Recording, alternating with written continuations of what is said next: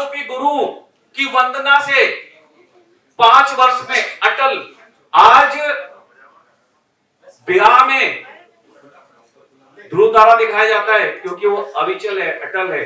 आज किसी की प्रतिज्ञा को ध्रुव प्रतिज्ञा कही जाती है, क्यों? क्योंकि वो अटल है। क्यों ना हम भी ऐसी ही प्रतिज्ञा करें। बड़े ही प्रसन्न मुदित मन वाले प्रथम पूज्य गणेश जी के नाम से अलंकृत आचार्य गणेश जी हमारे बीच दिल्ली से पधारे हैं। हम उनका भी स्वागत, वंदन और अभिनंदन करते हैं। आइए सब। एक पंक्ति के बाद मीता बहन आ चुकी हैं, जिनके भागीरथी प्रयास से आज का दिवस सफल हुआ है।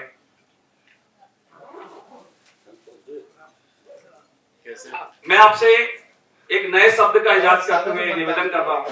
मुझे कहा, डॉक्टर ने भी कहा, राजश्री जी ने, और कहा कि आचार्य जी मिलना चाहते हैं। मैं कहा सौभाग्य, मिलेंगे।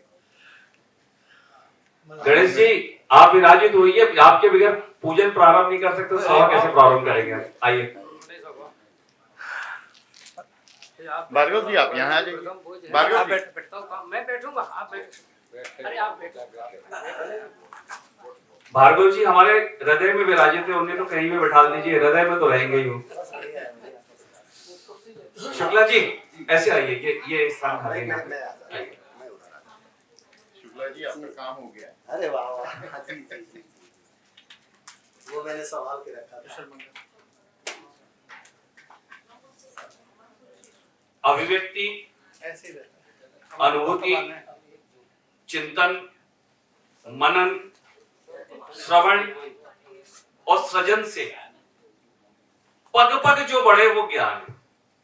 अभिमान, दंभ, पाखंड से जो मुखौटा पहन के प्रस्तुत हो वो अज्ञान है। मैं तो इतना ही कहूंगा। अब आपको आज ये डिसाइड करना है इस सभा कक्ष में, जो आज पुनर्वस नक्षत्र और पुष्य नक्षत्र के योग में, संधि में, माघ के महीने में, माघी पूर्णिमा पे हम स्नान दान करके अपने आप को धन्य का भागी मानते हो। क्यों ना हम ज्ञान के उपदेश का, ज्ञान के सूत्र का, ज्ञान के सिद्धांत का, ज्ञान के प्रासंगिक स्वरूप को का दान यहाँ पे करें और वही दान प्राप्त करें। दान लेना और दान प्राप्त करना दोनों ही बहुत बड़ी बात है। क्योंकि मेरे गुरुजी कहते थे, दान में से दान दो और 3 लोग जीत लो। दान में जो प्राप्त होता है उसको और दान कर दो और 3 लोग जीत लो। इससे बड़ा और कुछ भी नहीं हो सकता। वास्तव में ज्ञान का दान देने के लिए विनम्र होना पड़ता है, सहज होना पड़ता है, सरल होना पड़ता है। और सहज सरल होने के लिए किसी भी तरह की उपमाओं के अलंकरण से अपने नाम को जो जोड़ के रखे हैं उससे अलग होना पड़ता है। आप अलंकरण को नहीं छोड़ेंगे तो अलंकरण हमें मद देता है। आप देखिएगा, जैसे हमारा कोई भाई बहन जिस दिन अलंकार में अलंकृत रहते हैं ज्यादा, उनके बाद देखिएगा उनकी गर्दन ऐसी नहीं होती, ऐसी रहती है। देखो आज मैंने इतना महंगा 5 तोले का पहना हुआ है, ये तो 7 तोले का है, दादी के जमाने का। तो अलंकरण शब्दों का हो, गहनों का हो, अभिमान का हो, किसी भी तरह का हो, वो हमें कहीं ना कहीं गर्व से गुरूर प्रदान। गर्व होना बहुत अच्छी बात है महोदय जी, महोदया जी, पर गर्व कब गुरूर में पहुंच जाता है, वो थोड़ा सा एक ज्ञानियों के लिए विष तुल्य है। क्योंकि जैसे ही एक निश्चित मात्रा में आप शहद और घी को उपयोग कर सकते हैं, अगर उसकी मात्रा एक समय से ज्यादा बढ़ी तो वो आपके लिए घातक हो जाती है। ऐसे ही गर्व का गुरूर में परिवर्तित होना अमृत से विष में जाने के समान है। अब ये विष न बने इसके लिए क्या है? चिंतन, मनन, श्रवण, दान, सील, सदाचार, तप, सोच और प्रभु में आसक्ति और अनुरक्ति दोनों ही होना चाहिए। अगर इन सब चीज को लेकर चलते हैं तो निश्चित ही मुझे नहीं लगता कि हम जिस ज्ञान पिपासा के लिए मिरल फाउंडेशन के 39वें संकल्प के अवसर पर आयोजित इस ज्ञान यज्ञ में यहां प्रस्तुत हुए हैं, और ज्ञान यज्ञ में अपने विचारों की एक आहुति देने के लिए प्रस्तुत हुए हैं। मीता बहन के उस संकल्प को नमन जो कभी भी उन्होंने अपने ज्ञान कौशल को बिना अभिव्यक्त किए प्रस्तुत किया। मैं आपको बता रहा हूं, मीता बहन कभी बहुत बड़े बड़े स्पीच नहीं देती। इसी सभा कक्ष में पिछले बार जब जेडी वशिष्ठ जी आए थे और यहाँ पे डिस्प्ले पे चल रहा था, मेरे बेटे का पायलट नाम निकल गया और उसकी कुंडली चल रही थी, जो मुझे कुंडली आने के बाद समझ में आया कि उसका आ गया है। उस पर सभी लोग मंच पर आकर अपनी अपनी प्रस्तुति देने को तैयार थे। मीता बहन मेरे बगल में बैठी थी और बोले, हीरेन ये लिखिए 4-5 पॉइंट, ये सही है। और वास्तव में उन्होंने जो वहां बैठ के मुझे लिखवा दिया, उतना सटीक एक भी यहाँ आने वालों ने नहीं बताया। तो उनके लिए तो जोरदार तालियां बजती हैं। आज एक निवेदन है मेरे लिए, बिल्कुल आप हृदय में बजाइए ना बजाइए, मैं आपका भाई हूं, आपके बीच में से हूं। जहां पर भी हमें ज्ञान की कोई अच्छी बात लगे, वहां तालियों का महोत्सव होना चाहिए। और उत्सव और महोत्सव में क्या होता है? उमंग, ताजगी, स्फूर्ति और भावों का स्पंदन दिखता है। वो तालियों का आज महोत्सव होना चाहिए। मेरा यही आपसे निवेदन है। आज के डेली शब्द बोलूं तो जो नहीं बोलना चाहिए, गुजारिश है, याचना है। जब अज्ञान का क्रंदन ज्ञान के अभिनंदन के लिए तालियां प्रस्तुत करता है ना, तो वह कालजयी हो जाती है। और उसमें जो अनुभूति आती है ना, वो बिना आसक्ति के प्रस्तुत होती है। वास्तव में प्रेम, श्रद्धा, आस्था और विश्वास ये अनुभूति के, इसलिए कहते हैं कि इसमें नेत्र नहीं लगना चाहिए। इसमें नेत्र लगे तो ये खत्म हो जाती है। किसी ने बहुत सुंदर पंक्ति कही है कि मधुरिमा कंठ में ना होती तो शब्द विषमान बन गया होता, और भावना अगर व्यक्ति में ना होती तो वह पाषाण बन गया होता। और ध्यान चाहूंगा कि मधुरिमा कंठ में ना होती तो शब्द विषमान बन गया होता, भावना अगर व्यक्ति में ना होती तो वो पाषाण बन गया होता, और वासना अगर प्रेम को न चलती तो वह वरदान बन गया होता, और याचना अगर भक्त में ना होती तो वो भगवान बन गया होता। अभिप्राय यह है कि कुछ चीज अनुभूति की होती है। ज्ञान से हमारे अंतरतम के अंधकार को मिटाने के लिए श्रवण वाले ज्ञान का मनन जरूरी है।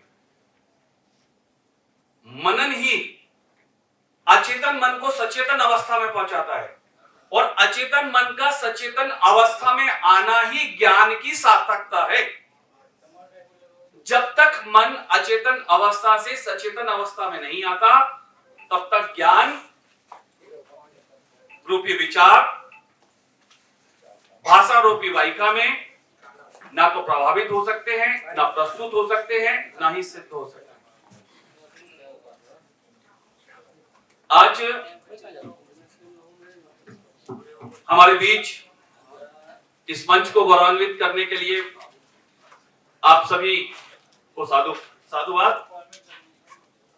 हमारे बीच पिछला सेठ, महेंद्र पंड्या जी, विक्रांत सिंह जी, भोपाल से पधारे हुए प्रतीश सक्सेना जी, कृपाशंकर उपाध्याय जी, जिग्ना देसाई जी, विमल मेहरा जी, संतोष भार्गव जी, अर्चना सरमंडल जी, विमल मेहरा जी के साथ साथ नींव की ईंट की तरह चुपचाप पीछे की पंक्ति में बैठ के हमेशा सुनने वाले, मैं उन्हें यहां से नमन करता हूं। पूर्वांश सोनी जी, पंत जेम स्टोन, जिनका सहयोग हमें प्राप्त हुआ, मैं चाहता हूं तालियों से उन्हें सहयोग करें। भाई अंगद शर्मा जी, श्रीजीत जेम्स अहमदाबाद, उमेश राणा जी, आशु जेम्स अहमदाबाद, तालियों से सहयोग करें इन्हें भी। बेलरोज जेम्स, आबिद और यश पक्षीकर जी सूरत, और विजय जीनवाला जी के हम आभारी हैं। और मिरल फाउंडेशन हृदय से आप सभी का वंदन करता है, अभिनंदन करता है। इसके साथ ही इस सभा कक्ष में एक एक नाम न जाने कितनी बड़ी बड़ी उपमाओं से अलंकृत होने के लिए प्रस्तुत है, पर मेरा वाणी कौशल इतना छोटा है कि मैं उन नामों का अलंकरण नहीं कर सकता। मुझे यह रहता है कि कहीं मेरे द्वारा दी गई किसी उपमा से आपके ज्ञान कौशल की विराटता में लघुता ना आ जाए, इसलिए मैं बहुत समझ के सोच कर संयम से अपनी अपनी बात को रखने का प्रयास करता हूं। और उसमें भी इतना ही निवेदन करता हूं कि हो सकता है कि मैं उम्र में आपसे बड़ा या छोटा हो सकता हूं, पर यह तो तय मानता हूं अपने आप में मैं कि मैं आपसे ज्ञान के मामले में सबसे छोटा हूं। इसलिए आप आज से कल पर्यंत तक मेरे इस प्रयास को नन्हे शिशु की, बालक की भी नहीं, शिशु की त्रुटियां समझकर ना केवल क्षमा करें बल्कि अपना आशीर्वाद इसने ऐसा प्रदान करें जैसे आप एक शिशु को प्रदान कर रहे हैं। तो मैं अपने आप में गौरवान्वित होऊंगा और मेरे प्रभु के चरणों में और गुरु चरणों में नमन करते हुए उसे सिरोधार करूंगा, क्योंकि दुनिया की सबसे अनमोल दौलत है जो किसी से नहीं खरीदी जाती, वो है आशीर्वाद। भाई, एक बालक की चर्चा और छूट गई है जिसने उज्जैन का नाम रोशन किया। जैसे ही मार्कंडेय ऋषि का जन्म हुआ और पता लगा कि ये बालक तो नहीं जिएगा, पिता ने कहा बेटा आज से सिर्फ एक काम करना, सबका अभिवादन करना और आशीर्वाद लेना नहीं भूलना। और बस शिव सेवा के साथ आशीर्वाद का जो क्रम चला तो सप्त ऋषियों के चरणों को भी पकड़ के इतनी सेवा की कि उनके मुख से निकल ही गया। और निकलते बराबर समझ में आया अरे ये तो त्रुटि हो गई, महादेव रक्षा करना। बालक भी महादेव से रक्षा मांग रहा है, आशीर्वाद देने वाले भी महादेव से रक्षा मांग रहे हैं, आशीर्वाद में दीर्घायु का वरदान भी दे रहे हैं। और आशीर्वाद से आज महाकाल की नगरी का, बाबा महाकाल का लोक परलोक विश्वपटलिनी अब संपूर्ण ब्रह्मांड में वो नाम गुंजायमान है, वो कृपा गुंजायमान है जो आशीर्वाद के प्रभाव से मार्कंडेय पर हुई। इसलिए आशीर्वाद देने में और आशीर्वाद लेने में कभी भी कंजूसी ना करें। मैं तो भिक्षुक की तरह मांग लेता हूं, क्योंकि मैंने अपने यहां श्रीमती को समझा के रखा है कि औरन को धन चाहिए बावरी, बामन को धन केवल भिक्षा। मैं ब्राह्मण हूं, भिक्षा मांगूंगा तभी काम चलेगा, और उसमें आशीर्वाद की भिक्षा से बड़ी क्या हो सकती है। तो मेरा यह निवेदन है कि एक आशीर्वाद आप इस मंच को और एक आशीर्वाद मीता बहन के प्रयास को जरूर आप दें, क्योंकि आपके आशीर्वाद से मिरर फाउंडेशन निरंतर उत्तरोत्तर प्रगति पे जाते हुए आगे जाएगा। मीता बहन बहुत भावुक हैं। आज में से बहुत सारी चर्चा की, और जिस विषम स्थिति में आजकल सम्मेलन हो रहे हैं उसकी जो जटिलताएं हैं और जो कठिनाई है, आयोजक मंडल के जो वास्तविक अच्छे आयोजन उनके सामने आती हैं, उसकी पीड़ा मैंने उनके बिना बताए महसूस की। और मैंने राधा रानी के चरणों में नमन करते हुए कहा कि अगर सच में वो हमने कभी राधा नाम हृदय से लिया होगा तो आपकी पीड़ा ना केवल दूर होगी, बल्कि मैं आज आपके तरफ से सभी भाई बहनों से, ज्ञानियों से याचना करूंगा कि ऐसा आशीर्वाद दो कि जहां जहां आप सही है, श्रेष्ठ हैं, वह उत्तरोत्तर सहस्त्र गुनी उन्नति करे और अपने कार्यक्रम को आगे बढ़ाए।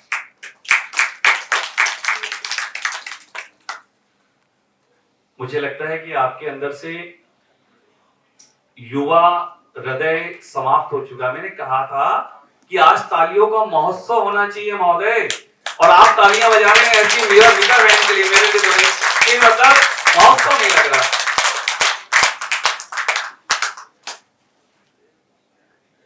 समय की मर्यादा है, हम 3:40 पे पहुंच चुके हैं और 3:30 पे हमें कार्यक्रम प्रारंभ करना था।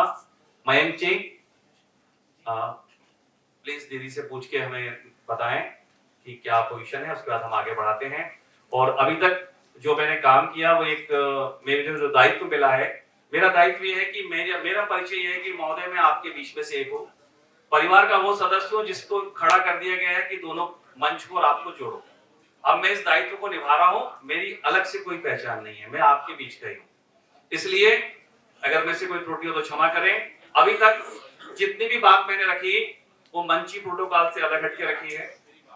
अब मंची प्रोटोकॉल दीप प्रज्वलन से प्रारंभ होगा, उसके बाद में अपनी किसी भी व्यक्तिगत अभिव्यक्ति को यहाँ नहीं रखूंगा, उसके बाद जो मुझे निर्देश प्राप्त होगा उसी को रखूंगा। और इस अभिव्यक्ति में अगर कोई त्रुटि हुई हो तो मैं क्षमा चाहता हूं, और अगर कोई बात आपके मन को छुई हो तो रिक्वेस्ट है कि सनातन के मान के लिए सिर्फ इतना प्रयास करें कि अपने मानने वालों के को ये कहें कि 5 साल से जो भी कम बच्चे हैं या 10 साल से कम हैं, उनको हर परिवार में कम से कम 5 ऐसे श्लोक, 5 ऐसी कहानियां जो सनातन का ज्ञान और मान बढ़ाती हैं। ध्रुव की कहानी हो सकती है, मार्कंडे की हो सकती है, अरे बच्चों की नहीं बड़ों की हो सकती है, वशिष्ठ जी की हो सकती है। भाई इतना बड़ा ज्ञानी, इतना महान संत विश्वामित्र जी की न जाने कितनी गलतियों को माफ करता चला गया। और जब विश्वामित्र जी उनकी हत्या के हिसाब से जब खींच के पहुंचे तो जब छुप के देख रहे थे तो उन्होंने देखा कि गुरु माता से वशिष्ठ जी कह रहे हैं कि विश्वामित्र समान महान तो कोई हो ही नहीं सकता। सोचिए कितनी, आप पूरा पढ़िए इतिहास, इतनी वेदना और पीड़ा के बाद भी वो संत हृदय ये कहता है कि विश्वामित्र से महान कोई नहीं हो सकता। और वास्तव में विश्वामित्र के ज्ञान को मैं नमन करता हूं। और वहीं पे विश्वामित्र का अहम जो गर्व था, गुरूर बन गया था, वो टूटा। और वहां से फिर एक सच्चे संत का ज्ञान यात्रा विधिवत प्रारंभ हुई। और वो विश्वामित्र जगत प्रसिद्ध नहीं, लोक परलोक में ख्यातिमान हुए। मिता बहन से निवेदन है, आ चुकी है एक बार तो जोरदार तालियां मिता बहन के लिए, फाउंडेशन के लिए।